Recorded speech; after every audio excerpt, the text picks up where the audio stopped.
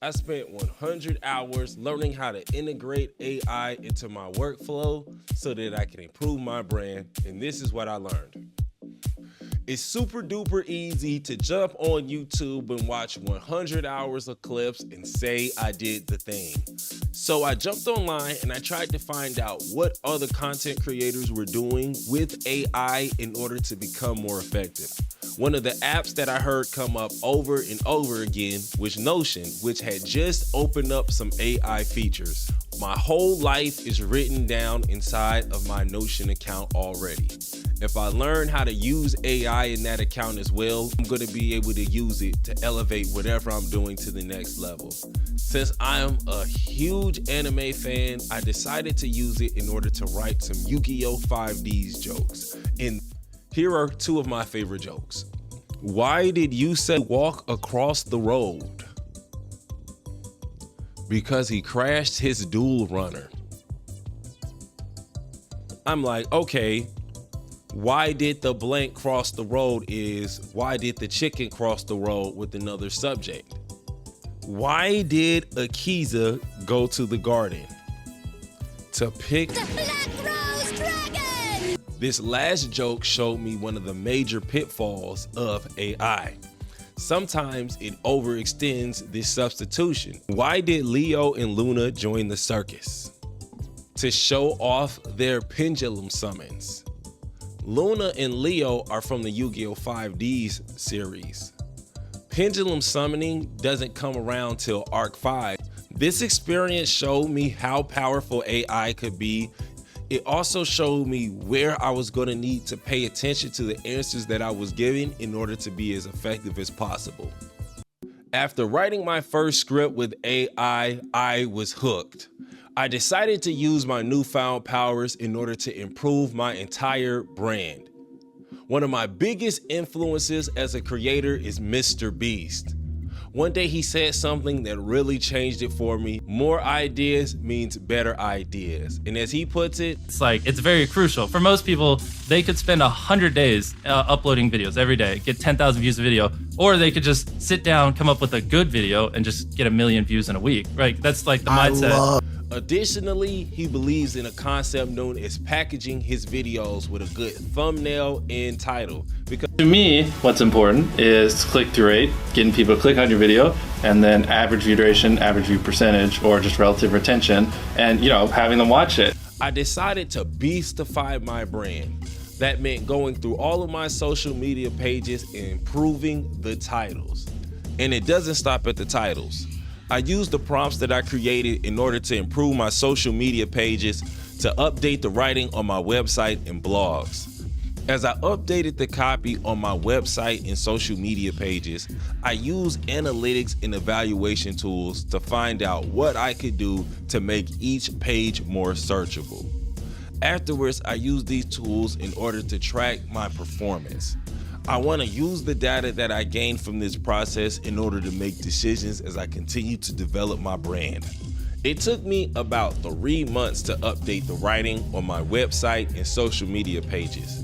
Throughout the process, I noticed that I was using the same prompts to accomplish the same task. So I would take and save and paste those prompts under the work that I was getting. But I was having a lot of issues keeping my documents straight, so I jumped online to look for a solution. I found out that there was this thing called a prompt library. Some people make prompt libraries to be shared. That's why I jumped on Google and I looked for some more prompt library templates in order to figure out what prompts people were using and get an idea of what jobs people wanted to accomplish. At this point in the challenge, I was able to figure out how to make better content with AI, but I wasn't completely sure how people were going to create so much value with it.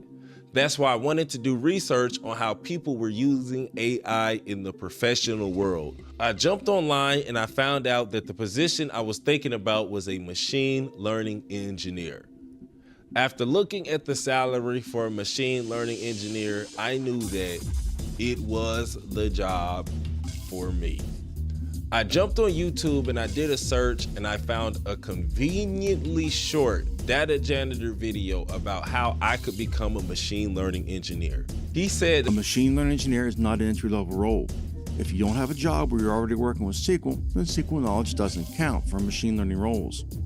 That means if you don't have SQL experience, you're going to need to start out at a more entry-level role like a data analyst. The ideal entry-level machine learning engineer's resume will have 3 years of experience, Power BI or a Tableau cert on it, a data-centric cloud cert, and a Google certified machine learning engineering cert on it. The data janitor video sent me on a learning journey. I had never heard of Power BI or Azure, but I was super duper excited to find out why people were getting paid so much money to use these applications. After spending some time learning the basics of data analysis and cloud computing, I thought I was ready for my first program. I would use just Power BI. I didn't have to make a whole app in order to come up with a tool to help me calculate the best moves to use when I was playing Street Fighter 6. All I needed to do was get the data, put it in the tables, make the relationships between the tables, and I was going to be able to find a visualization chart to give me exactly what I needed. When I jumped online to look for the frame data, I found a website that did my entire idea 100 times better. They created a website with its own front-end user interface as well as a back end to do all of the calculations that I just described. But they didn't just do it for one game, they did it for like 6 games. Additionally, they subdivided the information into situations that would appear in the games frequently. This showed me an important lesson in usability, and it forced me to get real about my goals to become a developer. I had a YouTube degree in Power BI and cloud computing, and I had to choose. Am I going to be the person that creates the apps, or am I going to be the person that uses the apps in order to make decisions? I found my answer when I attempted to make a homework machine like the kids in the book by Dan Gutman named Homework Machine. In the book, the kids create a homework machine and they use it to do all of their assignments. But one day, one of the kids gets to hating and they snitch on them to the teacher, and hijinks ensue. I jumped on YouTube and I saw AI Jason had dropped a video about creating AI agents in order to make social media content, and I knew I had found the tutorial for me.